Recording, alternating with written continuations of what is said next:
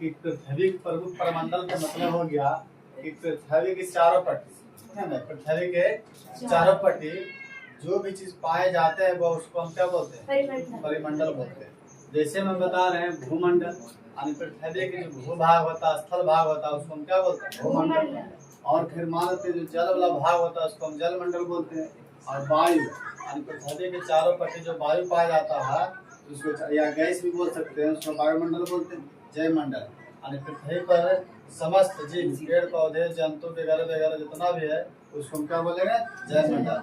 फिर आगे क्लास में अगर हम स्पेशल पढ़ेंगे तब भूमंडल स्पेशल पढ़ेंगे पूरा पृथ्वी के बारे में, जलमंडल स्पेशल पढ़ना पड़ेगा, वायुमंडल स्पेशल पढ़ना पड़ेगा, जयमंडल स्पेशल पढ़ना पड़ेगा।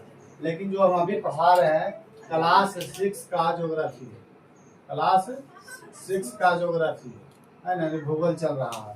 इसमें वो है यहाँ भूमंडल की परिभाषा हम लोग पढ़ रहे हैं कि पृथ्वी के ठोस भाग को भूमंडल कहते हैं।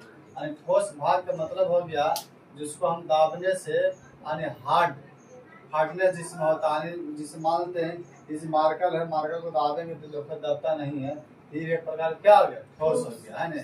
तो पृथ्वी के ठोस भाग को हम लोग क्या बोलते हैं? भूमंडल बोलते हैं। भूमंडल में आने वाले भूमंडल जितने भी हैं उसको कुल महाद्वीप में या महादेश में बांटा गया है और उसकी संख्या कितना है? 7। और सबसे बड़ी महादेश ये सीरियल नंबर से है ना, बढ़ते क्रम में सजाया हुआ है ना, घटते क्रम में। इससे पहले बड़ा का यानी हुआ ना, नीचे जाएंगे तब हो जाएगा कौन क्रम में? बढ़ते क्रम में। ऊपर साथ नीचे घटते क्रम हो जाएगा। यानी सीरीज बाय सीरीज रूप से सजाया हुआ है। यानी 7 महादेश के नाम लिखा हुआ इसमें हुआ। यानी सबसे बड़ा महादेश एशिया महादेश होता, दूसरा में सबसे बड़ा हो जाता अफ्रीका हो जाता, तीसरा होता उत्तरी अमेरिका होता, फिर चौथा होता दक्षिणी अमेरिका होता, और पांचवा में कौन होता? यूरोप होता, और छठा में होता वो अंटार्कटिका महादेश होता, और 7वां में ऑस्ट्रेलिया महादेश होता। यानी सबसे छोटा महादेश जो कौन होता? ऑस्ट्रेलिया होता है। बस में यानी यहाँ महादेश था, इसको नोट कर लेते हैं, उसके बाद आगे हम इसको मिटा के बताते हैं। और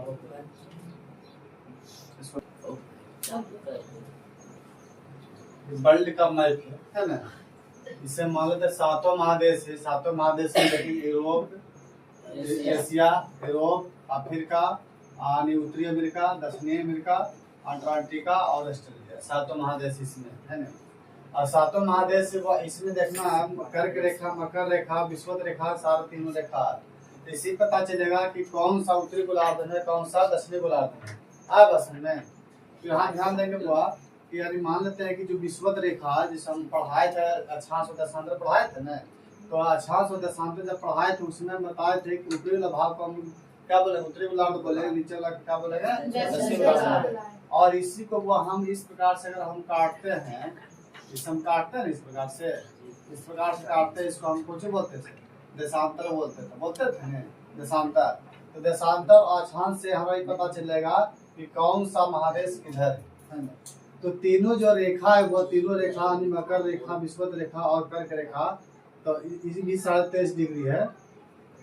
तो यहाँ से ऊपर वाला हम लोग उत्तरी गोलार्ध बोले, नीचे वाला को क्या बोले? दक्षिणी गोलार्ध। तो मकर रेखा देखे हुआ मकर रेखा जो है अभी कुछ भाग को दक्षिणी अमेरिका जो है उसमें भी जा रहा है, काट रहा। उसके बाद अफ्रीका को भी काट रहा, उसके बाद ऑस्ट्रेलिया काटा है ना। और यहाँ तक विषुवत रेखा जो है यानी दक्षिणी अमेरिका भी है, अफ्रीका भी और महादेश भी, एशिया महादेश भी है। और कर्क रेखा जो है उत्तरी अमेरिका भी है और अफ्रीका है, यहाँ तक अफ्रीका ही है। बस में सब क्या अफ्रीका महादेश है। अफ्रीका महादेश से यहाँ पर ही अफ्रीका महादेश या एशिया महादेश। तो यहाँ ही पता चलता है कि विषुवत जो रेखा है वह तीन महादेश से होकर गुजरता है। देखेंगे दक्षिणी अमेरिका, अफ्रीका और एशिया। बस में विषुवत जो रेखा है दक्षिणी अमेरिका, अफ्रीका और एशिया तीनों महादेश से होकर गुजरती है। एग्जाम में भी आ सकता है कौन सा ऐसा रेखा है कि जो 3 महादेश से होकर गुजरती है, दक्षिणी अमेरिका, अफ्रीका और एशिया। तो उस रेखा क्या नाम है? विषुवत रेखा। क्या नाम है? विषुवत रेखा। या ऐसे भी आ सकता है प्रश्न, विषुवत रेखा किन 3 महादेशों से होकर गुजरती है? दक्षिणी अमेरिका, अफ्रीका, एशिया। ये तीनों महादेश से होकर यानी विषुवत रेखा से गुजरती है। और यहाँ कर्क रेखा है वो यानी उत्तरी अमेरिका और ये क्या है अफ्रीका और एशिया। लेकिन यूरोप जो है, यूरोप से वो एक भी कर्क यानी एक भी लाइन गुजर के नहीं जाता। एग्जाम में देगा कौन सा ऐसा महादेश है जिससे एक भी रेखा नहीं गुजरा, तो कौन है? यूरोप। यूरोप महादेश से कोई भी रेखा गुजरा नहीं। अब यहाँ समझेंगे वो यहाँ पर जैसे जुटेगा नहीं दोनों के स्थल को स्थल जो जोड़ता है उसको हम बोलते हैं पनमा नहर बोलते हैं, है ना? जोड़ने वाला क्या बोलते हैं? पनमा नहर बोलते हैं। और जल को जल जोड़ेगा उसको हम लोग क्या बोलते हैं? जल डमरू बोलते हैं। आए बात समझ में? इसे मान लेते हैं यहाँ भी इधर प्रशांत महासागर था ने, इधर भी प्रशांत महासागर था और यहाँ क्या होता अंटार्कटिका महासागर था। तो दोनों जुटेगा एक दूसरे से जुड़ेगा उसको हम लोग क्या बोलेंगे? जल डमरू बोले। क्या बोलेंगे? जल डमरू। यानी मान लेते हैं जल संधि को जहाँ इधर से भी जल आ रहा है और इधर से भी जल आ रहा है, यहाँ पर जब संधि होगा इस बात को हम लोग क्या बोलेंगे?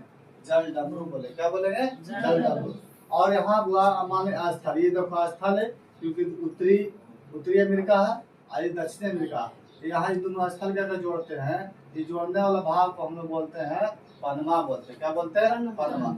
ये जो जुड़ता हुआ पनमा नहर के द्वारा जुड़ता है ना? बात समझ में आ गया ना? उसी प्रकार से वह सातों महादेश किस में है ना? इसको नोट कर लेते हैं, फिर आगे हम लिखवाते हैं।